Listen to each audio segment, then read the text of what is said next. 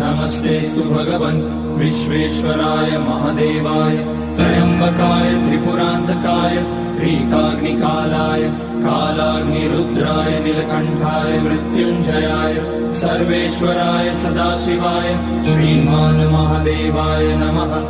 ॐ नमः शम्भवाय च मयोभवाय च नमः शङ्कराय च मयस्कराय च नमः शिवाय च शिवतराय च।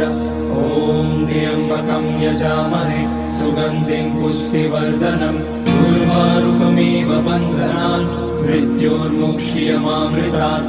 नागेन्द्रहाराय त्रिलोचनाय भस्माकराय महेश्वराय नित्याय शुद्धाय दिगम्बराय तस्मै नकाराय नमः शिवाय। मन्दाकिनी सलिलचन्दन चर्चिताय नन्दीश्वर प्रमथनाथ महेश्वराय